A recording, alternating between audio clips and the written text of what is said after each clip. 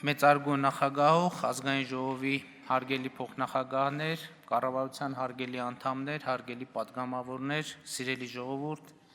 ներկայացնում եմ Հայաստանի Հանրապետության կառավարության ծրագրի կատարման ընթացքի եւ արդյունքների մասին 2020 թվականի տարեկան զեկույցը։ 2019 թվականը մեզ համար, Հայաստանի Հանրապետության համար աննախադեպ հաջող տարի էր եւ 19 թվականին մենք ունեցանք վերջին 10 տարվա համար աննախադեպ բարձր տնտեսական արդյունքներ, 7.6% տնտեսական աճ եւ շուրջ 63 միլիարդ դրամով գերակատարեցինք բյուջեի եկամտային մասի նախապես ծրագրավորված պլանը։ 2020 թվականի հունվար-փետրվարին տնտեսական աճի այս դինամիկան շարունակվեց։ 20 թվականի հունվար-փետրվարին Հայաստանի Հանրապետությունում արձանագրվեց ավելի քան 9% տնտեսական ակտիվության ցուցանիշ, բայց մարտից արդեն Հայաստան մուտք գործեց կորոնավիրուսը եւ մեր մոտ սկսեց ճգնաժամային մի ժամանակաշրջան եւ թվում էր, թե կորոնավիրուսը մեզ համար լինելու է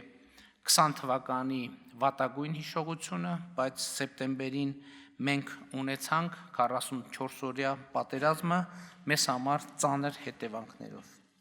Վերը նշված հանգամանքների բերումով Հայաստանի Հանրապետության կառավարությունը 2020 թվականին իրականացրել է ճգնաժամային կառավարում։ Եվ առաջին փուլում այդ ճգնաժամային կառավարումը կապված էր կորոնավիրուսի հետ, որի արդյունքում այսօրվա դրությամբ Հայաստանի Հանրապետության ավելի քան 200,000 քաղաքացիներ վարակվել են կորոնավիրուսով, տնտեսական ցուցանիշները մեր արդեն ասացի, 2020 թվականին 7.6% տնտեսական անկում ենք ունեցել ենք շուրջ 3770-ից ավելի մահեր կորոնավիրուսից եւ միևնույն ժամանակ իրականացրել ենք հակաճգնաժամային 25 միջոցառում, որի շրջանակներում աջակցություն է ստացել շուրջ 1.1 միլիոն ֆիզիկական անձ, 83,000 իրավաբանական անձ։ Ուզում եմ ընդգծել նաեւ, որ շահառուներին ընդհանուր առմամբ հասանելի է եղել 239 միլիարդ դրամ կորոնավիրուսի հակաճգնաժամային փաթեթի շրջանակներում, որից պետբյուջեի ծախսը 55 միլիարդ դրամ, փոխառու միջոցները պետական բյուջեից 20 միլիարդ դրամ, մնացածը կառավարության խթանող քաղաքականության արդյունքում իրականացվել է բանկային համակարգի միջոցով։ Եվ այնուամենայնիվ կարծում եմ 20 թվականի համար այսօր մեր կարևորագույն ասելիքը պիտի կապված լինի 44-օրյա պատերազմի հետ եւ գիտեք, որ սեպտեմբերի 27-ին սկսվել է պատերազմը Ադրբեջանի հարձակումով։ Պատերազմի մասին իհարկե շատ է խոսվել, բայց ես այսօրվա առիթը պատեհ եմ համարում պատերազմի վերաբերյալ տեղի ունեցած մի շարք շահարկումների, մի շարք ապատեղեկատվությունների եւ մի շարք հարցերի պատասխանը տալու։ Ընդ որում շատ կարևոր է ընդգծել, որ մենք այս ընթացքում ունեցել ենք թյուրըմբռնումներ, ոմանք հատուկ պլանավորված, ոմանք գուցեև ակամա եւ ոչ դիտավորյալ։ Ուզում եմ սկսել Գլխավոր շտաբի նախկին պետ Օնիկ Գասպարյանի 2020 թվականի նոյեմբերի 17-ին արած հայտարարությունից։ Նոյեմբերի 17-ին այն ժամանակ դեռ Գլխավոր շտաբի պետ Օնիկ Գասպարյանը հայտարարել է, որ պատերազմի 4-րդ օրը անվտանգության խորհրդի նիստի ժամանակ ներկայացրել է մեր կորուստները եւ ստեղծված իրադրության վերաբերյալ զինված ուժերի գնահատականը, նշելով, մեջբերում եմ, որ 2-3 օրվա ընթացքում անհրաժեշտ է միջոցներ ձեռնարկել պատերազմը կանգնեցնելու համար։ Ուզում եմ այս ամբիոնից պատասխանատու եւ պաշտոնապես արձանագրել, որ Օնիկ Գասպարյանի նոյեմբերի 17-ի հայտարարության այդ կետը իրականության հետ որևէ աղերս եւ առնչություն չունի։ Չի ասել Գլխավոր շտաբի պետը նման բան,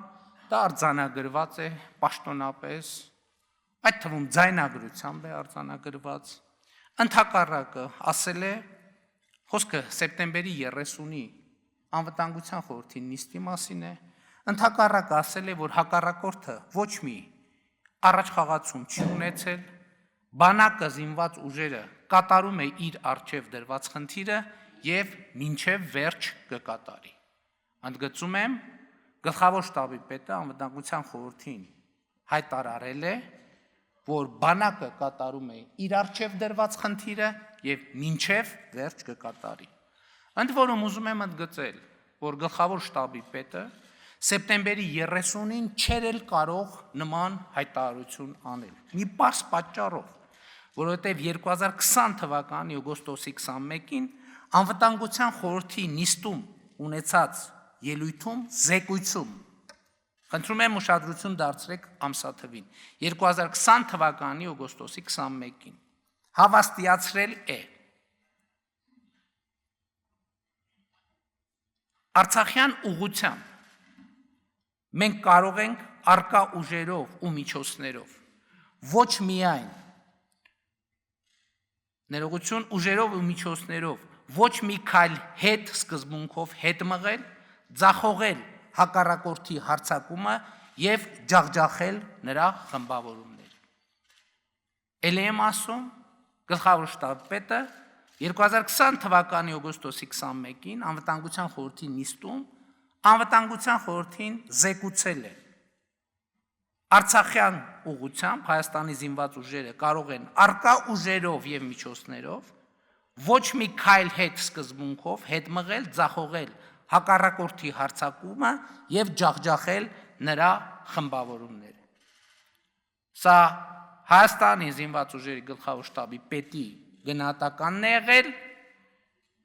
2020 թվականի օգոստոսի 21-ին եւ 2020 թվականի սեպտեմբերի 30-ին։ Այս ամենը սակայն չի նշանակում, թե Հայաստանի քաղաքական ղեկավարությունը միջոցներ չի ձեռնարկել րոպե առաջ հրադադար հաստատելու ուղղությամբ։ Ես ուզում եմ ձեր բոլորին հիշեցնել, որ մենք ամենաբարձր մակարդակով 3 անգամ ունեցել ենք հրադադարի վերաբերյալ պաշտոնական հայտարարություններ եւ պայմանավորվածություններ։ Առաջին պայմանավորվածությունը տեղի է ունեցել հոկտեմբերի 10-ին Ռուսաստանի Դաշնության մայրաքաղաք Մոսկվայում եւ արտաքին գործերի նախարարների հանդիպման արդյունքում ընդունվել է հետեւյալ հայտարարությունը։ Ռուսաստանի Դաշնության, Հայաստանի Հանրապետության եւ Ադրբեջանի արտաքին գործերի նախարարները հայտարարում են. Ի պատասխան Ռուսաստանի Դաշնության նախագահ Վլադիմիր Պուտինի ուղերձի եւ համապատասխան Ռուսաստանի Դաշնության նախագահ Վլադիմիր Պուտինի, Հայաստանի Հանրապետության վարչապետ Նիկոլ Փաշինյանի եւ Ադրբեջանի Հանրապետության նախագահ Իլհամ Ալիևի պայմանավորվածությունների կողմերը համաձայնեցին ստորև ներկայացված քայլերի շուրջ։ Առաջին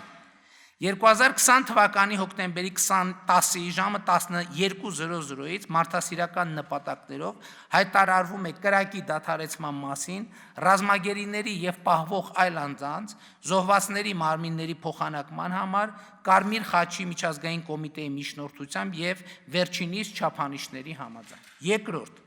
կրակի դադարեցման հստակ պարամետրները կհամաձայնեցվեն հավելյալ։ Երրորդ Հայաստանի Հանրապետության եւ Ադրբեջանի Հանրապետությունը ԵԱԿ Մինսկի խմբի համանախագահների միջնորդությամբ կարգավորման հիմնարար սկզբունքների հիման վրա ձեռնմուխ են լինելու առարկայական բանակցությունների խաղաղ կարգավորմանը շուտապույտ հասնելու նպատակով։ Կողմերը վերահաստատում են բանակցային գործընթացի ձևաչափի անփոփոխությունը։ Կրկնում եմ, այս հայտարարությունը ընդունվել է 2020 թվականի հոկտեմբերի 10-ին։ Ինչու չի կայացել հրադադարը։ Մի պարզ պատճառով։ Ադրբեջանը չի պահպանել հրադադարը Թուրքիայի այն հայտարարությունների ֆոնին, որ իրենց կարծիքով Ադրբեջանը չպետք է պահպանի հրադադարը։ Հաջորդ նման պայմանավորվածությունը տեղի է ունեցել 2020 թվականի հոկտեմբերի 18-ին։ Հետևյալ հայտարարությամբ զուգորդված Հայաստանի Հանրապետությունը եւ Ադրբեջանի Հանրապետությունը որոշել են հոկտեմբերի 18-ին տեղական ժամանակով ժամը 00-ից հաստատել մարդասիրական զինադադար, այսինքն կեսգիշերից։ Այս որոշումը կայացել է ի շարունակություն ԵԱՀԿ Մինսկի խմբի համանախագահ երկրները ներկայացրող Ֆրանսիական Հանրապետության, Ռուսաստանի Դաշնության եւ Ամերիկայի Միացյալ Նահանգների նախագահների հոկտեմբերի 1-ին արված հայտարարության, ԵԱՀԿ Մինսկի խմբի համանախագահների հոկտեմբերի 5-ին արված հայտարարության եւ համաձայն հոկտեմբերի 10-ին Մոսկվայում ընդունած համատեղ հայտարարության։ Այս պայմանավորվածությունը ձեռք է բերվել Ֆրանսիայի նախագահ Էմանուել Մակրոնի միջնորդությամբ։ Հրադադարը չի պահպանվել կրկին Ադրբեջանի կողմից։ Հաջորդ հրադադարի մասին պայմանավորվածությունը ձեռք է բերվել 2020 թվականի հոկտեմբերի 26-ին, այս անգամ արդեն Միացյալ Նահանգների միջնորդությամբ։ Այդ միջնորդական ջանքերի արդյունքում ընդունվել է հետևյալ հայտարարությունը։ Հայաստանի արտգործնախարար Զոհրաբ Մնացականյանը եւ Ադրբեջանի արտգործնախարար Ջեյհուն Բայրամովը հոկտեմբերի 24-ին հանդիպում ունեցան ԱՄՆ պետքարտուղարի տեղակալ Սթիվեն Բիգանի հետ եւ վերահաստատեցին իրենց երկրների հանձնառությունը կյանքի կոչելու եւ պահպանելու հումանիտար հրադադարի վերաբերյալ պայմանավորվածությունները, որոնք ձեռք են բերվել Մոսկվայում հոկտեմբերի 10-ին եւ վերահաստատվել հոկտեմբերի 17-ին Փարիզում արված հայտարարությամբ համահունչ ԱՄՆ նախագահ Դոնալդ Տրամփի, Ֆրանսիայի նախագահ Էմանուել Մակրոնի եւ Ֆրանսիայի նախագահ Վլադիմիր Պուտինի կողմից հոկտեմբերի 1-ին արված հայտարարությամբ։ Հումանիտար հրադադարն ուժի մեջ կմտնի հոկտեմբերի 26-ին տեղական ժամանակով 08:00-ին։ Միացյալ Նահանգները խթանեցին ինտենսիվ բանակցություններ ԱԳ նախարարների եւ Մինսկի խմբի համանախագահների միջև Հայաստանին եւ Ադրբեջանին ԼՂ հակամարտության խաղաղ կարգավորմանը մոտեցնելու նպատակով։ Ես ուզում եմ հիշեցնել, որ բոլոր երեք հայտարարությունների մեջ հղում է արված հոկտեմբերի 10-ին Մոսկվայում արված հայտարարությանը, որտեղ արձանագրվում է, որ բանակցային գործընթացը պետք է տեղի ունենա ԵԱՀԿ Մինսկի խմբի շրջանակներում եւ ֆորմատի փոփոխություն տեղի չի ունենում, բայց հերթական հայտարարությունը հրադադարը նույնպես չի պահպանվել Ադրբեջանի կողմից։ Շատ է շահարկվել այն մասին, թե ինչ է տեղի ունեցել հոկտեմբերի 19-ին եւ հոկտեմբերի 19-ից հետո։ Տեղի է ունեցել հետեւյալը. վերլուծելով իրադրությունը եւ խորհրդակցելով Արցախի նախագահի եւ զինված ուժերի գլխավոր շտաբի հետ, ես որոշել եմ, որ մենք պետք է որոշակի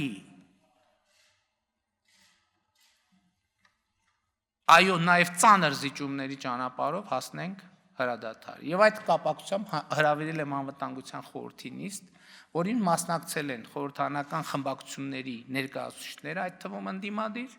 ընդ որում ես ասել եմ, որ խորհրդանական ընդդիմության ներկայացուցիչներին հրավիրել եմ ոչ թե նրանց հետ պատասխանատվություն կիսելու, այլ ուղղակի նրանց տեղեկացնելու համար, որովհետև այս պահին տեղի ունեցողի վերաբերյալ չեմ կարող հրապարակային հայտարարություն անել, որովհետև եթե հանկարծ հակառակ կողմը չընդունի մեր առաջարկը, այդ հայտարարությունները մեր ընդհանուր իրադրության վրա դրական չեն ազդի։ Ավելին, ասեմ նաև անվտանգության խորհրդի այդ նիստին մասնակցել են Հանրապետության նախագահը եւ Վեհապար Հայրապետը։ Նույն օրը ես հրավիրել եմ արտախորհրդանական ընդդիմության ներկայացուցիչներին եւ ելի տեղեկացնել եմ նրանց կատարվող իրադարձությունների մասին։ Կրկնել եմ հատուկ, որ ես չեմ հրավիրել նրանց հետ պատասխանատվություն կիսելու կամ պատասխանատվություն նրանց վրա դնելու համար։ Հրավիրել եմ ուղղակի տեղեկացնելու համար, թե ինչ է տեղի ունենում։ Որից հետո ես համաձայն պայմանավորվածությամբ զանգահարել եմ Ռուսաստանի Դաշնության նախագահին եւ ասել եմ, որ մենք ուզում ենք հրադադար Ադրբեջանի տարածքների 5 գումարած 2 ձևաչափով վերադարձի պայմանով, մի պայման, որ նախկինում էլ միջնորդների կողմից Հայաստանի Հանրապետությանը առաջադրված ա եղել ամենատարբեր ֆորմատներով։ Այս խոսակցության համատեքստում է, որ մենք մանրամասն քննարկում ենք ունեցել Ռուսաստանի Դաշնության նախագահի հետ եւ նա ասել է, մենք ընդհանուր ըմբռնում ենք ձեռք բերել, սա շատ կարևոր արձանագրում է, որ մենք արձանագրել ենք, որ Ռուսաստանի Դաշնության նախագահի հետ մենք նույն կերպ ենք ձևակերպում կամ ունենք ընդհանուր ձևակերպում իրադրության հաղթահարման։ Գիտեք, որ այնտեղ փախստականների վերադարձի հարց է եղել, ադրբեջանցի ներքին տեղահանվածների հարց է եղել վերադարձի Լեռնային Ղարաբաղ, եւ ես ասել եմ, որ մենք սկզբունքորեն այդ հարցի հետ կապված առարկություն չենք ունենա, եթե մենք հարցը ինչ որ կերպ փոխկապակցենք Լեռնային Ղարաբաղի կարգավիճակի ճշգրտման process-ի հետ, որից հետո Ռուսաստանի նախագահը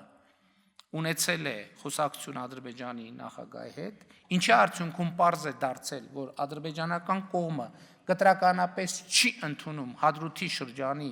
դեօկուպացիայի մեր առաջարկը, մեր պահանջը, երկրորդը պահանջում է, որպեսզի անկախ ներքին տեղահանվածների հարցը որևէ ձևով վերադարձի հարց, այդ թվում Շուշի չկապվի կարգավիճակի ճշգրտման հետ,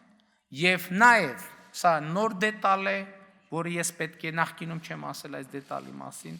նաեւ ակնարկ է եղել այն մասին, որ ոչ թե պետք է լինի 5 գումարած 2 բանաձևով տարածքների վերադարձ, գումարած սրան, այլ պետք է լինի 7 տարածքների վերադարձ։ Դա ասվել է որպես ակնարկ այն դեպքի համար, եթե մենք մինչև այս կետը առաջադրված պայմաններին համաձայնենք։ Եվ այս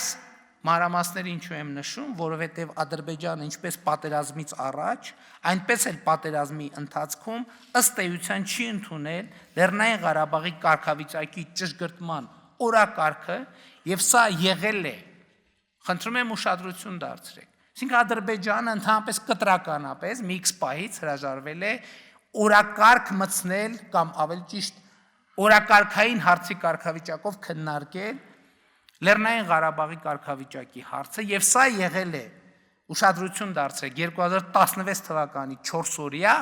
եւ 2021 թվականի 44-օրյա պատերազմի հիմնական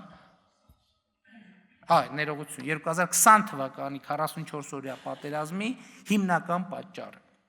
Եվ հենց սա եմ նկատի ունեցել 2020 թվականի սեպտեմբերի 27-ին, այսինքն պատերազմի առաջին օրը այս ամբիոնից հետևյալ հայտարարությունը անելիս եւ ներողություն եմ խնդրում ինքս ինձնից մեջբերում անելու համար։ Եվ այսպես այս նույն ամբիոնից 2020 թվականի սեպտեմբերի 27-ին հայտարարել եմ մեջբերում ըստ էության Հայաստանի առաջ հետևողական եւ շարունակական պայման է դրվել զիջել առնվազն անվտանգության գոտին, այսինքն 7 շրջանները, առանց որևէ նախապայմանի, առանց որևէ կարգավիճակային ճշգրտման։ Էլ չեմ ասում, որ Ադրբեջանը շատ հստակ, այդ թվում նաև հրապարակային ընդգծել է, որ ինքը պատրաստ չէ ընդունել Լեռնային Ղարաբաղի որևէ այլ կարգավիճակ, որը կամ նույնը կլինի, կամ մի քիչ բարձր կլինի Լեռնային Ղարաբաղի ինքնավար մարզից։ Ես ուզում եմ մենք բոլորս սա հստակ արձանագրենք, որովհետև ես գիտեմ, որ լինելու են հարցեր եւ հարցադրումներ։ Արդյոք կարող ենք խուսափել եւ ինչ պիտի անեինք, որ խուսափեինք այդ իրավիճակից, սա շատ կարեւոր նյուանս է։ Պիտի անեինք մի բան, համաձայնվեինք, որ Արցախը Լեռնային Ղարաբաղի ինքնավար մարզ է, ինքնավար մարզ գուցե մի փոքր ավել լիազորություններով։ Եթե մենք սրան համաձայնենք, մենք հենց հիմա կարող ենք ամեն ինչ կանգնեցնել, ուզում եմ, որ Հայաստանի խորհրդարանը արձանագրի, եւ ես ուղիղ հարց եմ տալիս, մենք համաձայն ենք այսպիսի լուծման, եթե այո, մենք հենց այսօր կարող ենք լուծել այս հարցը։ Եվ այս հայտարարությունը արել եմ պատգամավոր Ուրի Խանյանի հարցին ի պատասխան։ Ինչու եմ ես այսպես դրել հարցը, որովհետև մենք մեր իշխանությունը, մեր կառավարությունը Լեռնային Ղարաբաղի հարցի կարգավորումը այո պիտի արձանագրենք, ժառանգել ենք փակուղային, նախապատերազմական եւ յետպատերազմական վիճակում։ Ինչ հիմքեր ունեմ նման պնդում անելու։ Այս մասին են վկայում, սա ապացուցվում է 2018 թվականի ապրիլի 17-ին այս ամբիոնից վարչապետի ընտրության ժամանակ Սերժ Սարգսյանի արած երկու հայտարարությունները։ Այդ օրը պատասխանելով Կարեն Բեքարյանի հարցին, Սերժ Սարգսյանը ասել է. բանակցային գործընթացը լավատեսություն չի ներշնչում, բայց ավելի հստակ ասած, այդ բանակցային գործընթացը ուղղակի կանգնած է։ Կանգնած է, որովհետև այդ բանակցությունների արդյունքից Ադրբեջանի ղեկավարության ակնկալիքները անիրատեսական են, անընդունելի մեզ համար։ Մեջբերման ավարտ։ Այդ նույն օրը պատգամավոր Սամվել Նիկոյանի հարցին ի պատասխան Սերժ Սարգսյանը հայտարարել է. մեջբերում։ Նախ պետք է ասեմ, որ ապրիլյան պատերազմը եւ անակնկալ էր եւ անակնկալ չէր այն առումով, որ շատ դեպքերում մարդիկ գրեթե համոզված են ինչ-որ բանում, բայց ներսում հույս են փայփայում, որ հակառակորդը կամ գործընկերը կղեկավարվի առողջ տրամաբանությամբ եւ չի գնա քայլերի, որոնք վնասակար են երկու կողմի համար էլ։ Այս առումով մենք դաս առաջին պետք է համարենք այն, որ այլևս բանալի բառը այլևսն է։ Այս առումով մենք դաս առաջին պետք է համարենք այն, որ այլևս գոնե շատ տևական ժամանակ երբեք մենք չպետք է հույս փայփայենք, որ Ադրբեջանի ղեկավարությունը թողնելու է իր ուխտադրուժ մոտեցումները, թողնելու է իր ցանկությունը ուժով լուծելու Լեռնային Ղարաբաղի հիմնախնդիրը, մեջբերման ավարտ։ Մենք ըստ էության 2017 թվականին ունեցել ենք մի վիճակ, որ բանակցային գործընթացում Հայաստանի Հանրապետությունը հասել էր իր կարմիր գծերին եւ մի բան էլ հատել էր այդ կարմիր գծերը։ Եվ սրա մասին է վկայում 2016 թվականի նոյեմբերի 17-ին Սերժ Սարգսյանի «Ռոսիա Սեգոդնիա» լրատվական գործակալությանը տված հարցազրույց, որից անում եմ հետևյալ մեջբերում։ Մենք մի քանի անգամ մոտ էինք ստորագրելու փաստաթուղթը, որտեղ բոլոր այդ սկզբունքները հստակ արտացոլված էին։ Այսինքն հայկական կողմերը Լեռնային Ղարաբաղն ու Հայաստանը թողնում են այն տարածքները, որոնք ներկայումս զբաղեցված են որպես անվտանգության գոտի։ Այն տարածքները, որոնց մասին ադրբեջանցիներն ասում են, որ դրանք օկուպացված են, անվանում են բռնազավթված ադրբեջանական 7 շրջանները։ Այն տարածքները, որոնք ադրբեջանցիներն անվանում են բռնազավթված։ Թողնում ենք տարածքները հեռանում, այսինքն դա տարածքային ամբողջականության սկզբունքն է։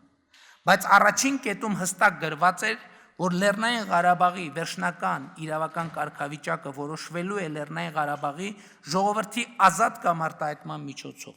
Այնուհետև գրված էր, ով է մասնակցելու, ինչպիսի օրակարգ է եւ ամենը։ Լրագրողը հարցը տալիս, այսինքն հանրաքվե։ Սերժ Սարգսյանը պատասխանում է, այո, հանրաքվե։ Հենց դա է եղել ինքնորոշման սկզբունքի մարմնավորումը, բայց ամեն անգամ ադրբեջանական կողմը նոր պահանջներ էր առաջադրում։ Այսինքն, եկեք արձանագրենք, ուր ենք մենք հասել բանակցային գործընթացում։ Մենք հասել ենք միտեղ, երբ որ հայկական կողմը ասում է, Ադրբեջան 7 շրջանները քեզ են վերադարձում, Ադրբեջանն ասում է, ոչ, ավելին պիտի 10։ Հասկանում եք, բանակցային գործընթացը հասել է մի կետ, երբ որ հայկական կողմը, ընդ որում ես ասում եմ շատ կարևոր է, որ ես իմ մեկնաբանությունը չի։ Հայկական կողմը ասում է Ադրբեջան, վերադարձնում եմ 7 տարածքները, հանձնում եմ քեզ 7 տարածքները։ Ադրբեջանն ասում է ոչ, ավելին պետք է 10։ Եվ սրա մասին վկայում է Սերժ Սարգսյանը ևս մեկ հարցազրույց, որ նա տվել է 2017 թվականի հուլիսի 16-ին Արմենիա հեռուստաընկերությանը։ Ինչ արձանագրում։ Մեջբերում։ Ապրիլյան պատերազմը ցույց տվեց, որ Ադրբեջանը հրաժարվում է խնդրի լուծման մադրիդյան տարբերակից եւ դա հասկանալի դառավ բոլորին։ Ադրբեջանի դիրքորոշումն էլ պարզ է։ Նա ասում է, որ Լեռնային Ղարաբաղի խնդիրը Ադրբեջանի ներքին գործն է, այսինքն Ղարաբաղը Ադրբեջանի բաղկացուցիչ մասն է եւ այդպիսին պետք է շարունակի մնալ։ Ես այդ մեջբերումները արեցի, ցույց տալու համար, որ այն ինչ ասել են падգամավորի հարցինի պատասխան այս ամբիոնից Հայաստանի ազգային ժողովի առաջ, ժողովրդի առաջ, դա ոչ թե իմ գնահատականն է եղել, այլ բանակցային օբյեկտիվ իրադրություն, որը ապացուցվում է բազմաթիվ փաստերով, այդ թվում ձեռքբերված ուրեմն մեջբերումներով։ Բայց այդ պատերազմական շրջանում նախկինում Հայաստանը ղեկավարած անձինք հանդես են եկել հայտարարություններով, որոնք պետք է հստակ պարզաբանվեն։ Մեր իրականության մեջ ստեղծվել է այդ թվում իմ ասած շրջանակի կողմից մի այսպիսի ըմբռնում, թե այն կողմը, որը բանակցություններում, այսպես ասած, ցուցաբերում է ոչ կառուցողական մոտեցում, այդ կողմի նկատմամբ միջազգային հանրությունը ճնշումներ է գործադրում նրան կառուցողական դաշտ բերելու համար։ Սա ուղղակի պարզ մոլորություն է, ժողովրդին եւ բոլորի մոլորության մեջ գցելու փորձ է, որովհետեւ մի X պայից սկսած, առնվազն 2011 թվականից սկսած, երբ որ ադրբեջանական կողմը որդեգրել է ապակառուցողական դիրքորոշումներ, միջազգային հանրությունը ոչ թե Ադրբեջանին համոզել է, որ արի կառուցողական դաշտ, այլ հայկական կողմի առաջ դրել է խնդիր, որ գիտես ավելի շատ զիջումներ արա, որպեսզի հնարավոր լինի Ադրբեջանին բերել կառուցողական դաշտ։ Եվ ընդ որում են պնդումները, որ հարաքվեի շուրջ պայմանավորվածություններ կան, ովքեր պիտի մասնակցեին հարաքվեին, ես ուզում եմ պարզաբանել, որ սա նույնպես մեր ժողովրդին մոլորության մեջ գցելու փորձ է։ Այո, բանակցային փաթեթներում, այդ թվում 2015-16 թվականներից հետո քննարկվող եղել է հարաքվեի դրույթ եւ ասվել է, որ այդ հարաքվեն պետք է արտահայտի Լեռնային Ղարաբաղի, խնդրում եմ ձևակերպումներին ուշադրություն դարձրեք, որովհետեւ առաջին հայացքից ոչ մի տարօրինակ բան այդ ձևակերպումներում չեք գտնելու, որ հարաքվեն պետք է արտահայտի Լեռնային Ղարաբաղի ամբողջ բնակչության ազատ կամ արտահայտումը։ Թվում է թե ամեն ինչ նորմալ է, բայց չկա ընդգծում, իսկ որտեղ է տեղի ունենալու այդ հարաքվեն, հարաքվելի արեալը նկարագրված չէ, եւ սա սկզբունքային կարևոր հարց է, որովհետեւ Ադրբեջանը միշտ ունեցել են դիրքորոշումը, որ իր սահմանադրության համաձայն եւ իր տրամաբանության համաձայն իր միջազգայինորեն իր տարածքի մաս համարվող որևէ հատվածի կարգավիճակի հարց կարող է ճշգրտվել միայն այնպիսի հանրաքվեով, որը պետք է տեղի ունենա Ադրբեջանի ամբողջ տարածքում։ Եվ սա եղել է բանակցություններում Ադրբեջանի դիրքորոշում։ Երբ որ հարց է ծագել, թե ո՞նց ենք մեկնաբանելու այս դրույթը, այդ թվում համանախագահներին այդպիսի հարց առաջադրվել, պատասխանը եղել է այն մեկնաբանությունը, որի շուրջ կհամաձայնվեն եւ Հայաստանը եւ Ադրբեջանը, ահա այդ մեկնաբանությունը ընդունելի է մեզ համար։ Հաջորդ հարցը, իսկ ինչ է նշանակում Լեռնային Ղարաբաղի ամբողջ բնակչություն։ Իսկ ինչ է դա նշանակում։ Ադրբեջանի մեկնաբանմամբ դա նշանակում է ներքին տեղահանվածներ, այդ թվում տեղահանումից հետո նրանց ընտանիքի անդամներ, որոնք ծնվել են դրանից հետո, եւ եկեք արձանագրենք, որ ըստ ամենայն դեպս եղած տվյալների հայտնի իրադարձությունների բերումով Արցախյան առաջի պատերազմի համատեքստում Լեռնային Ղարաբաղի ինքնավար մարզի տարածքից հեռացել է շուրջ 40,000 ադրբեջանցի, շուրջ, եթե ոչ ավել, գոնե պաշտոնական տվյալներով։ Հաջորդ հարցը, իսկ ինչ կոնկրետ հարց է դրվելու հարաքվեի, ով է ձևակերպելու այդ հարցը։ Այս հարցին նույնպես հստակ պատասխաններ չեն եղել։ Եվ շատ կարևոր է մի սկզբունքային կարևոր նրբություն, որ երկար ժամանակ եւ հետեւողականորեն թաքցվել է հայ հանրությունից։ Երբ որ ասվում է Սերժ Սարգսյանի կողմից, որ Ադրբեջանը հրաժարվում է խնդրի լուծման մադրիդյան տարբերակից, սա պետք է հասկանալ, թե ինչ է նշանակում։ Ուրեմն մադրիդյան տարբերակում կա մի այսպիսի հասկացություն, միջանկյալ կարգավիճակ։ Ադրբեջանը ըստ էության 2011 թվականից սկսած հրաժարվում է միջանկյալ կարգավիճակի քննարկումից եւ թվում է թե այս պայմաններում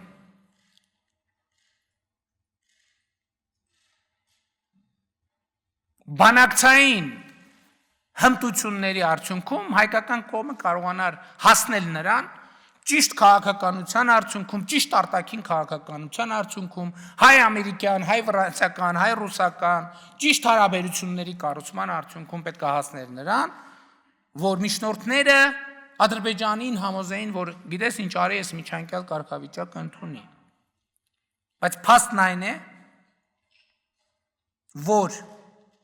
Ադրբեջանի այս դիրքորոշումը 2014-15 թվականներից սկսած արժանացել է միջնորդների աջակցությանը եւ 2016 թվականի ապրիլյան պատերազմը սկսել է այն բանից հետո, երբ միջնորդների կողմից հայկական կողմին առաջարկվել է, որ հայկական կողմը հրաժարվի միջանկյալ կարգավիճակի արձանագրման պահանջից։ Ես ուզում եմ հստակ արձանագրենք։ 2016 թվականի ապրիլի 2 ամիս առաջ միջնորդների կողմից եղել է հստակ առաջարկ, որ հայկական կողմը հրաժարվի միջանկյալ կարգավիճակի արձանագրման ձգտումներից։ Հայկական կողմը հրաժարվել է եւ դրանից 2 ամիս անց սկսել է ապրիլյան պատերազմը, որը տարածքային կորուստներից հետո կանգնեցնելու հանգամանքով ըստ էության դառնում է պիտի դառնար իմ նշած օրակարգի, այսինքն միջանկյալ կարգավիճակից հրաժարումի պարտադրում։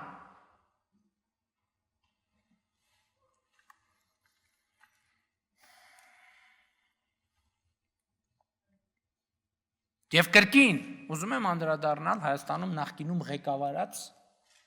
անձանց արած հայտարարություններին, մասնավորապես Քոչարյանը, Ռոբերտ Քոչարյանը 2020 թվականի դեկտեմբերի 4-ին 5-րդ ալիքին տված հարցազրույցում հայտարարել է. կարելի է մի շարք օրինակներ բերել։ Այս ամենահամադրության մեջ միասին ստեղծել է մի վիճակ, երբ դու Ադրբեջանին շանս չես թողել հույս պահելու, որ դիվանագիտական ճանապարհով ինքը կարող է որևէ բանի հասնել։ Իսկ եթե այսպիսի շանս չես թողնում, մնում է պատերազմը։ Սա ուղղակի հանճարեղ նախադասություն է, որը արտահայտում է հայկական կողմի 20-ամյա դիվանագիտության եւ բանակցային տրամաբանություն։ Այսինքն հայկական կողմը բանակցությունների շուրջ ունեցել է մի խնդիր, անընդհատ հույս ներշնչել Ադրբեջանին, որ նա բանակցությունների արդյունքում կհասնի այն բանին, ինչ ինքը ուզում է։ Իսկ ինքը ուզում է, որ Ղարաբաղը լինի իր կազմում մշակութային կամ որևէ ինքնավարության կարգավիճակում, իսկ եթե հնարավոր է, նույնիսկ առանց դրա։ Բայց եթե դու 20 տարի անընդհատ հույս ես տալիս, գալիս է պահը, երբ որ այդ հույսը պիտի արդարացնես։ Չի կարող լինել այնպես, որ դու 20 տարի հույս տաս, հույս ես տալիս, պետք է արդարացնես այդ հույսը։ Եվ սա ամենամեծ ձախողումն է, երբ որ ամբողջ հայ ժողովրդին ներշնչվել է, որ գիտեք ինչ, մենք պետք է հրաժարվենք մեր բոլոր իրավունքներից։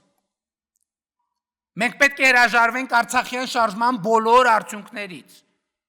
Շրջանառության մեջ է դրվել ամենաանհեթեթ թեզը, որ կարելի էր դնել։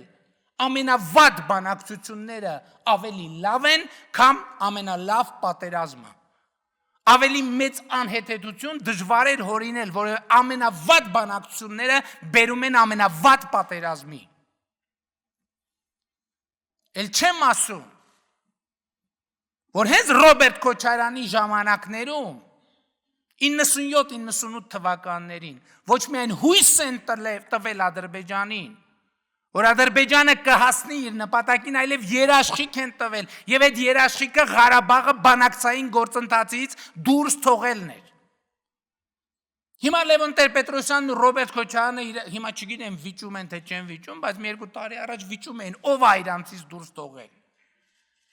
Բայց առանց Ղարաբաղի բանակցությունների գնալը երաշխիք է եղել Ադրբեջանին, որ նրանք հույս եւ երաշխիք, որ նրանք պիտի հասնեն իրենց նպատակին։ Ինչ պիտի անեին։ Այո, ինչ մենք փորձեցինք անել 2019 թվականին ասելով, որ մենք առանց Ղարաբաղի չենք պատկերացնում բանակցություն եւ հարցի լուծում, իրենք պետք է անեին 97-98 թվականին, որովհետեւ այն ժամանակ Ադրբեջանը պատրաստ չէր եւ չէր կարող ռազմական լուծում տալ խնդրին։ Եվ մենք ոչ միայն մեզ չէինք խափի, թե մենք բանակցություններով խնդիր ենք լուծում,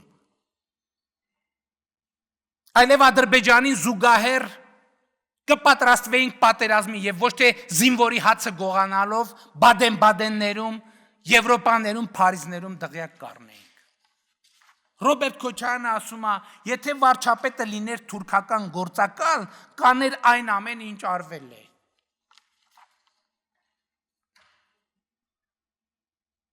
Եթե Ռոբերտ Քոչարյանը լիներ թուրքական գործակալ եւ 97-98 թվականներին, եթե Հայաստանը ղեկավարեին թուրքական գործակալներ, ամենամեծ ծառայությունը, որ նրանք կարող էին մատուցել Ադրբեջանին, Ղարաբաղը բանակցային գործընթացից դուրս թողելն է, երաշխիք տալով, որ նրանք ներքուստ Ղարաբաղը համարում են Ադրբեջանի մաս։ Եթե Ռոբերտ Քոչարյանը լիներ թուրքական գործակալ, այո, նրա օրոք Հայաստանի խորհրդարանում կգնդակահարեին Վազգեն Սարգսյանին եւ Կարեն Դեմիրճյանին, որովհետեւ ում եթե ոչ թուրքական գործակալի օրոք կարող էր գործակալների օրոք, եթե ազգային անվտանգության ծառայությունը 1999 թվականին ղեկավարվեր թուրքական գործակալի կողմից, այո կգնդակահարեին խորհրդարանում Հայաստանի Արցախյան հաղթանակի հեղինակին եւ Հայաստանը արդյունաբերական երկիր դարձրած առաջնորդին։ Այո, դա կարող էր տեղի ունենալ մի պայմաններում, եթե նրանց անվտանգությունը ապահովված լիներ թուրքական գործակալների կողմից։ Էլ չեմ ասում, որ 1998 թվականին իշխանության հասնելով Քոչարյան-Սարգսյան զույգը դավաճանություն էր համարում Ղարաբաղի հարցը փուլային եղանակով լուծելու հնարավորությունը նույնիսկ դա քննարկելը։ Մինչդեռ 2018 թվականի դրությամբ սեղանին է եղել բանակցային մի փաթեթ, որը վերնագրված է այսպես. Декларация о первом этапе и о дальнейших шагах в Нагорно-Карабахском урегулировании. 98 թվականին նրանք համարում էին, որ Ղարաբաղի հարցը չի կարող փուլային տարբերակով լուծվել։ Եվ նրանց գործունեության արդյունքում մենք հասանք մի կետի, որտեղ սեղանին դրված է Декларация о первом этапе и о дальнейших шагах в Нагорно-Карабахском урегулировании. Եվ որտեղ է հետևությունը, որտեղ է եզրակացությունը, որտեղ է վճիռը, որ այո Քոչարյան-Սարգսյան զույգը 1998 թվականին Ղարաբաղի հարցը օգտագործելով իշխանության հասնելու համար 20 տարվա ընթացքում տանուլ է տվել Լեռնային Ղարաբաղի բանակցային գործընթացը, առաջին Արցախյան պատերազմում տարած հաղթանակը, հայ ժողովրդի բոլոր զրկանքները տանուլ են տվել, խուրդել են մանրել են Բադեն-Բադեններում, հունական կղզիներում առանձնատներ կառուցելով, Փարիզներով ու Հռոմներում հյուրանոցներ ու առանձնատներ կառուցելով ու ձեռք բերելով։ Տանուլ են տվել դիվանագիտության դաշտում։ Տանուլ են տվել բանակաշինության դաշտում, ոտի վրա բանակի կենացը խմելով, զինվորի հացը գողանալով։ Տանուլ են տվել ենթակառուցվածքների եւ ընդհանրապես պետության զարգացման հարցում։ Սա 2017 թվականին արված վերլուծություն է, 2017 թվականին արված վերլուծություն է ֆինանսավորված այն ժամանակ գործած իշխանությունների կողմից։ Իսկ սա անդիմությունը չի ֆինանսավորել, սա իշխանությունն է ֆինանսավորել։ Ըստ այդմ կրիտիկական ենթակառուցվածքների զարգացման տեսակարարքշռով Հայաստանի Հանրապետությունը պայմանական միավորներով 11 հաշվով զիջել է Ադրբեջանին։ Դեռ 2017 թվականին։ Սա իշխանական ֆինանսավորմամբ արված վերլուծություն է։ Ընդ որում այս հաշվարկի մեջ հաշվի չեն առնված էլեկտրաէներգետիկ համակարգը, տրանսպորտը եւ սպառազինությունը։ Եթե սրանք ներառեին, այս հարաբերակցությունը կլիներ 21։ Հաջորդը ուզում եմ այս վերլուծությունից եւս մի անդրադարձ անել։ Էլի նույն վերլուծություն։ Հայաստանի Հանրապետությունում ռազմաարդյունաբերական համակարգը սկսեց ձևավորվել միայն 2016 թվականի ապրիլից։ Այդ ժամանակ էր, որ օրենսդրություն ընդունվեց, ինստիտուցիոնալ տեսք ստրվեց։ Ադրբեջանից 11 տարի ուշացումով։ Կառուցվածքային առումով ինֆորմացիոն տեխնոլոգիաների ոլորտը նախարարական մակարդակով Հայաստանում կազմավորվել է միայն 2016 թվականին, Ադրբեջանից 12 տարի ուշացումով։ Բարձր տեխնոլոգիաների ոլորտը Հայաստանում ի տարբերություն Ադրբեջանի նախարարական մակարդակով 2017 թվականին տակավին ձևավորված չէր, մինչդեռ Ադրբեջանին 13 տարի առաջ այդ ոլորտում նախարարություն էր ձևավորված։ Եվ 2017 թվականին Ադրբեջանը ուներ երկրի ուղեծրում 3 արբանյակ, որոնցից մեկը հետախուզական, որը գնել էր։ Այո, Ադրբեջանը հետախուզական արբանյակ էր գնում, իսկ Հայաստանի իշխանությունները գնում էին հողամասեր հունական կղզիներում, Եվրոպաներում, այնտեղ որտեղ հնարավոր էր։ Եվ ուրեմն պետք է արձանագրել, որ մենք պիտի ասենք, որ այո, նրանք տանուլ են տվել պետության ինստիտուցիոնալ կայացման հարցում, պետությունը վերածելով մի մաֆիոզ կառույցի, որը քամում է Հայաստանի կենսական միջոցները։ Ու այդ մաֆիոզ կառույցները մինչև այսօր իրենց շոշափուկները ունեն ամենուր։ Սկսած դատական համակարգից, վերջացրած ցավոք սրտի, մինչև անգամ մենք տեսանք դրա կոնկրետ երևույթները զինված ուժերում։ Ու մենք պետք է արձանագրենք, որ մենք կռիվ ենք տվել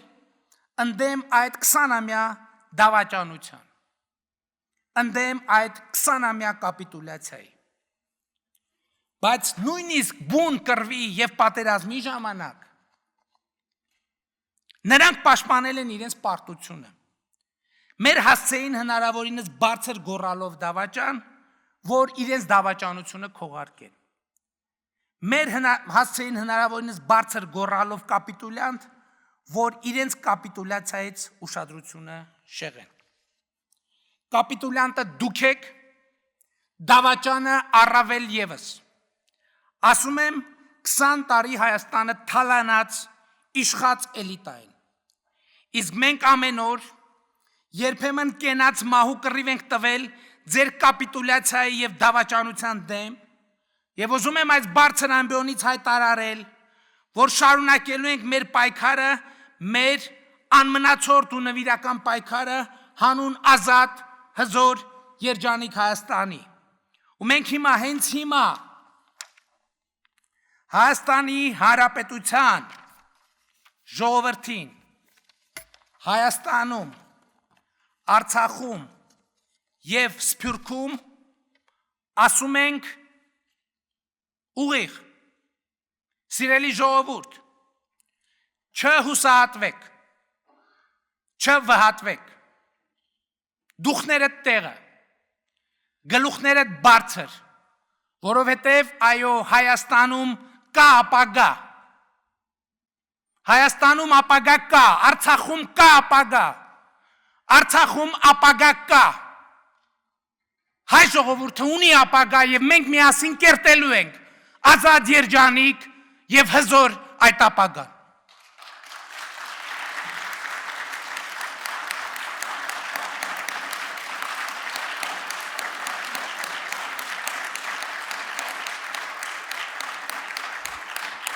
Շնորհակալ եմ։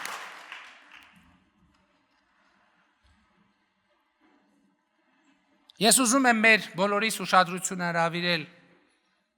այն փաստի վրա, որ մենք այնուամենայնիվ պետք է խոսենք ապագայի մասին։ Ապագայի մասին այդ խոսակցության ամենակարևոր մասը Լեռնային Ղարաբաղի հարցի կարգավորումն է։ Եվ ես ուզում եմ ընդգծել, որ մենք քաղաքական հարց, որպես քաղաքական եւ ոչ թե ռազմական հարց, ուզում եմ բոլորիս ուշադրություն հրավիրել այս փաստի վրա, որպես բանակցային հարց, այո, պետք է դնենք Լեռնային Ղարաբաղի ինքնավար մարզի տարածքի դեօկուպացիայի խնդիրը։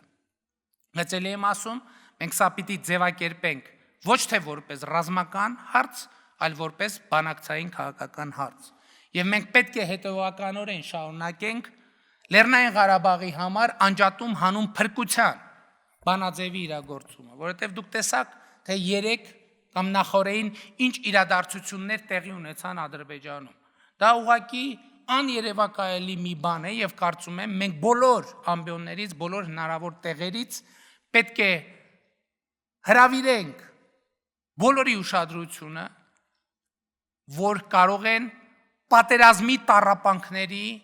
եւ զոհերի թանգարան բացվել մի երկրում, որը հայատյատության, ատելության ամենամեծ եւ ամենակարևոր դրսևորումն է։ Եվ սա ամենամեծ հիմքն է, որ մենք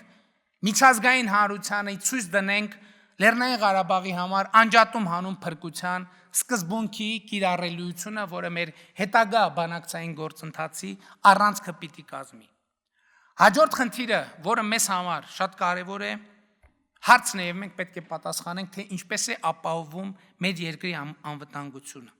Պետք է արձանագրենք, որ Հայաստանի Հանրապետության արտաքին անվտանգության ապահովման առանցքը հայ-ռուսական ռազմական դաշինքն է, որն ամրապնդված է մի քանի տասնյակ ռազմավարական բնույթ ունեցող միջազգային պայմանագրերով եւ փոխադարձ դաշնակցային պարտավորություններով։ Այս առումով Հայաստանի անվտանգության համար գործնական կարևոր նշանակություն ունեն հայ-ռուսական միացյալ զորա խմբավորումը եւ հավաքական անվտանգության Կովկասյան տարածաշրջանում հայ-ռուսական հակաօդային պաշտպանության միացյալ համակարգը։ Այս երկու համակարգերը ձևավորած պայմանագրերի տրամաբանությամբ հարձակումը Հայաստանի վրա նշանակում է հարձակում Ռուսաստանի վրա եւ երկու երկրները համատեղ պետք է դիմակայեն արտաքին մարտահրավերները։ Այս համատեքստում մեկնարկել է նաև Հայաստանի զինված ուժերի բարեփոխումների լայնածավալ գործընթացը, որը նախ կներառնի կառուցվածքային, ապա եւ բովանդակային բարեփոխումներ։ Ռազմավարական հեռանկարում մենք պատկերացնում ենք, որ լրջորեն պետք է քննարկենք Հայաստանի Հանրապետության անցումը պրոֆեսիոնալ բանակի եւ ժամկետային կամ զորահավաքային զինծառայության կառուցվածքը էականորեն պետք է մենք կարողանանք փոփոխել։ Բացի դա, մենք հույս ունենք եւ մենք քննարկում ենք Հայաստանում ռուսական 102-րդ ռազմաբազայի հնարավորությունները հարստացնելու հարցը, ինչպես նաև կան քննարկումներ, պաշտպանության նախարարը այդ մասին արդեն հայտարարել է, որ Սյունիքի մարզում մենք նաև 102-րդ ռազմաբազայի հենակետ ստեղծելու վերաբերյալ բավականին արդյունավետ քննարկումներ ենք ունենում Ռուսաստանի մեր գործընկերների հետ, նաև Սյունիքի մարզի մի շարք հատվածներում Հայաստանի պետական սահմանի պահպանությանը մասնակցում են նաև ռուս սահմանապահները։ Ռազմավարական հեռանկարում մենք պատկերացնում ենք, որ Հայաստանի պետական սահմանների այն հատվածների պահպանությունը, որը իրականացնում են Հայաստանի զինված ուժերը, կդրվի սահմանապահների վրա, իսկ բանակի ստորաբաժանումները կզբաղվեն բացառապես մարտական պատրաստականության, մարտունակության բարձրացման հարցերով։ Արցախի անվտանգությունը կշարունակի իրականացնել պաշտպանության բանակը ռուսական խաղաղապահ ուժերի հետ համատեղ եւ այս առումով որևէ բան մեծ փոփոխություն մենք չենք ունենա։ Ես ուզում եմ պարզաբանել մեր ձևակերպումը պայմանագրային եւ պրոֆեսիոնալ հասկացությունների մեջ մենք պետքա որոշակի տարբերակում մտցնել։ Մենք ինչ խնդրեմ ունեինք երկար տարիներ։ Գիտենք այդ խնդրեմ, բայց ցավոք էլի չենք չնկատելու ենք տալիս կամ նկատում ենք, բայց տեսեք, պայմանագրային բավականին մեծ թվով զինծառայողներ ընդգրկված են մարտական հերթապահության մեջ, բայց մեր պայմանագրայինները ըստ էության 14 օր իրականացնում էին մարտական հերթապահություն, 14 օր գնում էին զբաղվում էին իրենց գործերով։ Մեկ գյուղատնտեսությամբ, մյուսը այլ աշխատանքով եւ ըստ էության մարտական պատրաստության բարձրացման հետ կապված աշխատանքները շատ թերի էին ի սահմանափակ։ Պրոֆեսիոնալ զինվորական ինչով է տարբերվում։ Նախ արդեն ասացի, ես կարծում եմ, որ սահմանների պահպանությունը պետք է իրականացնեն սահմանապահները։ Զինված ուժերը ոչ պատերազմական իրադրության ժամանակ պետք է գտնվեն իրենց մշտական տեղակայման վայրերում եւ նրանք պետք է 24 ժամ շաբաթվա մեջ 7 օր ամսվա բոլոր աշխատանքային օրերին զբաղված լինեն բացառապես մարտական պատրաստության խնդիրներով։ Այսինքն այս ընթացքում նրանք չպետք է շաբաթվա կեսը զբաղվեն օրինակ գյուղատնտեսությամբ, մյուս կեսը զինվորականությամբ։ Նրանք պրոֆեսիոնալ պետք է զբաղվեն իրենց աշխատանքով, բայց մենք պետք է հասկանանք նաև, որ սա բավականին երկար գործընթաց է, դա 1-2 օրում որքան էլ ցավալի է հնարավոր չի անել։ Եվ այդ գործընթացը ուզում եմ ասել, որ սկսվել է ըստ էության 2018 թվականից, որտեղ 2018 թվականին երրորդ բանակային կորպուսում մասնավորապես մենք սկսեցինք բավական մեծ ծավալների հատուկ նշանակության արագ արձագանքման պրոֆեսիոնալ ջոկատների ձևավորումը եւ հետագա գործընթացներում այդ կառուցվածքը ցույց տվեց իր արդյունավետությունը։ Շատ կարևոր եմ համարում, որ մենք կոմունիկացիաների բացման թեման պահենք մեր ուշադրության կենտրոնում, որովհետև ես ունեմ ցավոք սրտի կասկածներ, որ հենց Ադրբեջանը ամեն ինչ անում է այս գործընթացը տորպեդահարելու եւ Հայաստանը շրջափակման մեջ պահելու համար։ Եվ ուզում եմ, որ մենք արձանագրենք, որ մենք հետևողականորեն գնալու ենք հունվարի 11-ին Մոսկվայում ստորագրված համատեղ հայտարարության իրականացմանը, որովհետև մեր համար ռազմավարական խնդիր է օր առաջ երկաթուղային կապ հաստատել Ռուսաստանի Դաշնության հետ, օր առաջ երկաթուղային կապ հաստատել Իրանի Իսլամական Հանրապետության հետ։ Եվ սա կնշանակի, որ մենք կարողանում ենք ըստ էության տրանսպորտային, տրանզիտային ուղի դառնալ Պարսից ծոցից մինչև Խաղաղ օվկիանոս եւ ամեն օր։ Եվ ելի եմ ասում, խնդրում եմ մեր ուշադրությունը այս հարցի վրա, որ իրականում Ադրբեջանը շատ մեծ հավանականությամբ ամեն ինչ կանի, որպեսզի կոմունիկացիաների բացումը տեղի չունենա։ Եվ ուզում եմ տնտեսական լավատեսությունը կրկին հիմնել, հենել նախկինում իմ արած հետևյալ հայտարարության վրա, որը ուղիղ կապ ունի կոմունիկացիաների բացման հետ։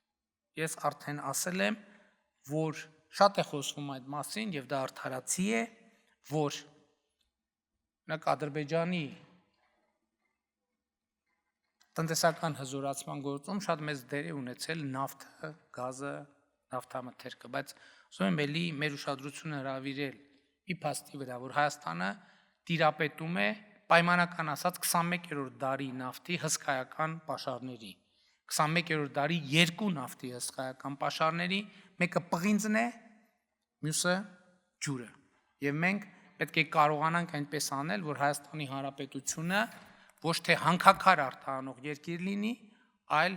մետաղական պատրաստի արտադրանք արտահանող երկիր, եւ սա ուղիղ կապ ունի կոմունիկացիաների բացման հետ, որովհետեւ ներդրումային միջավայրի այդ կարգի մեծ տնտեսական նախագծեր իրագործելու համար էական է երկաթուղային կապի արկայությունը։ Իհարկե մենք արդեն 2018 թվականից սկսել ենք ջրային պաշարների կուտակման հնարավորությունների ուսումնասիրությունը եւ մյուս կողմից Հայաստանը ոռոգման եւ խմելու ջրի կուտակման մեծ ծրագիր պետք է իրականացնի եւ այս երկու հենքի վրա պետք է լինի հիմնված մեր տնտեսությունը։ Եվ ելի ուզում եմ ընդգծել, որ այո, մենք տիրապետում ենք 21-րդ դարի նավթի, պղնձի եւ ջրի հսկայական պաշարների, տարեկան 7 միլիարդ խորանարդ մետր ջուր է ձևավորվում Հայաստանի Հանրապետության տարածքում եւ դրա մի չնչին մասն է, որ մենք ի վիճակի ենք լինում կուտակել։ Հաջորդը, որ մեզ համար ունի ռազմավարական նշանակություն, կրթության ոլորտի բարեփոխումներն են։ Եվ ես ուզում եմ ընդգծել, որ մենք շարունակում ենք Հայաստանում նախակրթարանների ստեղծման բավականին լայնածավալ ծրագիրը եւ մենք այդ ծրագիրը հետեւողականորեն շարունակելու ենք։ Ըստ էության այս շղթայի մաս է, որ մենք մեր կարծիքով վերջապես կարողացել ենք գտնել մի բանաձև, որով պրոֆեսիոնալ ուսուցիչների աշխատավարձը հետևողականորեն շարունակաբար եւ ըստ էության պայմանական ասած անընդհատ կավելանա։ Եվ դրա համար ես արդեն ներկայացրել եմ, ներդրվում է ուսուցիչների որակավորման հաստատման ատեստացիայի գործընթաց եւ այս տարվանից սկսած ատեստացիա անցած ուսուցիչների աշխատավարձը նոյեմբերից 30-ից 50%-ով կբարձրանա եւ շարունակաբար բոլոր այն ուսուցիչները, ովքեր իրենց որակավորումը կվերահաստատեն, նրանց աշխատավարձերը առաջին փուլում կբարձրանա 30-ից 50%-ով, հետագայում նրանք իրենց գործունեության արդյունքում հնարավորություն կունենան հավաքել կրեդիտներ, բարձրացնել իրենց որակավորման հավաստման մակարդակը եւ շարունակաբար ունենալ աշխատավարձերի բարձրացում։ Հաջորդ ուղղությունը, որ մենք որդեգրել ենք, գիտության ֆինանսավորման ավելացումն է։ Դուք գիտեք, որ մենք այս տարի նաեւ խորհրդարանի հետ համագործակցությամբ, չնայած ինչ էլ անում ենք խորհրդարանի հետ համագործակցությամբ ենք անում, 14.5%-ով ավելացրեցինք գիտության ֆինանսավորումը 2 միլիարդ դրամ հավելյալ միջոցներ տրամադրելով։ Եվ ուզում եմ ասել, որ 2022-ից 2025 թվականների ընթացքում ամեն տարի գիտության ֆինանսավորումը միջինում աճելու է 3-ից 5 միլիարդ դրամով։ Ընդ որում ուզում եմ ընդգծել, որ ինչպես ուսուցիչների պարագայում, այս դեպքում էլ մենք հիմա ներդրում ենք մի համակարգ, որը գիտաշխատողների աշխատավարձերի շարունակական բարձրացման հնարավորություն պիտի ընձեռի, սկսած ասպիրանտներից, վերջացրած գիտահետազոտական ինստիտուտների տնօրեններից։ Հարգելի գործընկերներ, հաջորդ ուղղությունը, որ մենք որդեգրել ենք, արդեն ասացի, բարձր տեխնոլոգիական արդյունաբերության նախարարության ձևավորմամբ, եւ ես ուզում եմ ընդգծել, որ այստեղ էլ մենք ֆինանսավորման էական ավելացում ունենք 2019 թվականին բարձր տեխնոլոգիական արդյունաբերության նախարարությունը ունեցել է 5 միլիարդ 570 միլիոն դրամի ֆինանսավորում, 2021 թվականին բյուջետային ֆինանսավորումը հասել է 9 միլիարդ 137 միլիոն դրամի, ըստ էության ավելի քան 40%-ով ավելանալով նախորդ տարվա նկատմամբ։ Եվ ես հենվելով այս ամենի վրա ուզում եմ կրկին ընդգծել իմ համոզմունքը, որ Հայաստանում այո ապագա կա, որ Հայաստանում այո կա ապագա։ Եվ ուզում եմ մեր բոլորիս ուշադրությունը հրավիրել մի այսպիսի կարևոր հանգամանքի վրա 2019 թվականին ընդունված կառավարության ծրագրում մեզ համար սկզբունքային հարց է բռնության բացառումը որպես ներհայաստանյան հարցերի լուծման միջոց կամ բռնության, նույնիսկ օրինական բռնության կիրառման դեպքերից հնարավորինս խուսափել եւ դա մեզ համար ծրագրային դրույթ է եւ ես ուզում եմ ուրախությամբ ընդգծել որ այն իրավիճակները որ մենք ունեինք խորհրդանշական ձևով ասած Երևանի Հանրապետության հրապարակում, Երևանի Բաղրամյան պողոտայում, Երևանի Դեմիրճյան փողոցում մենք այդ իրավիճակները հանգուցալուծել ենք առանց որևէ բռնության։ Եվ սա շատ կարևոր արձանագրում է։ Այն ժամանակ, երբ որ Հայաստանի ձեզ հայտնի շրջանակները ամենօրյա ռեժիմով առաջարկում էին գլխատել, կախել, գնդակահարել իշխանության ներկայացուցիչներին, այդ նույն ընթացքում Հայաստանի Հանրապետության իշխանությունը իրավապահ մարմինները իրավիճակները հանգուցալուծեցին ոչ միայն առանց որևէ կրակոցի, նույնիսկ մի ոստիկանական մահակ չի բարձրացել վերև։ Եվ ես ուզում եմ կրկին ընդգծել, որ համաձայն խորհրդանական ընդդիմության հետ ձեռք բերված պայմանավորվածության եւ այդ պայմանավորվածությունը նախապես քննարկվել է նաեւ Հայաստանի Հանրապետության նախագահի հետ Հայաստանի Հանրապետությունում 2020 թվականի հունիսի 20-ին տեղի կունենան արտահերթ խորհրդանական ընտրություններ եւ սրա ամենակարևոր եւ մեծ սիմվոլը այն է, որ մենք սրբորեն պահել ենք, պահպանել ենք ժողովրդից ստացած իշխանությունը, թույլ չենք տվել, որ պատահական մարդիկ, որոնք իշխանագողության շատ հարուստ փորձ ունեն, ձեռք գցեն այդ իշխանությունը եւ մենք այդ իշխանությունը վերադարձնում ենք ժողովրդին։ Եվ եթե ժողովուրդը կորոշի այդ իշխանությունը կրկին պատվիրակել մեզ ազատ արդար ընտրություններով, մենք կշարունակենք մեր գործունեությունը, մեր պայքարը հանուն ազատ, երջանիկ եւ հզոր Հայաստանի եւ համոզված եմ, որ հայ ժողովուրդը կհաղթի։